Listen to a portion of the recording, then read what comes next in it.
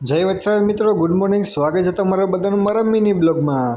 तो चलिए शुरू करते हैं। સવારના હું ને દીપકભાઈ નીકળી જાય સીધા બસ સ્ટેશને. પહોંચી ગયા બસ સ્ટેશન. અહીં તો કોઈ હતો નહીં. પછી હવે રવિભાઈ ને અભયભાઈ, તે પછી અમે હું રવિભાઈ ને અભયભાઈ ત્રણ જણા નીકળી જાય ચોરવાડ.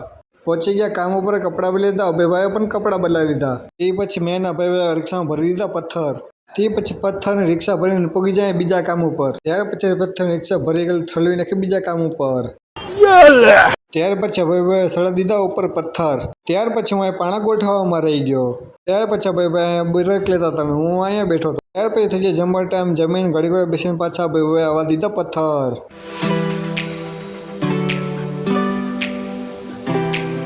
ત્યાર પછી હું ના ભાઈ નીકળી જાય સીડી લેવા. મેં લઈ લીધી અડધી બધી સીડી. એ પછી મેં આપી દીધી અભયભાઈને સીડી.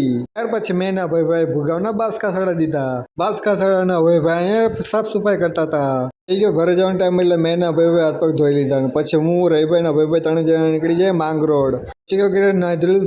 તમે મારી ચેનલને સબસ્ક્રાઈબ કરવાનું ન ભૂલતા. ચાલો મળી તમને બીજા બ્લોગમાં.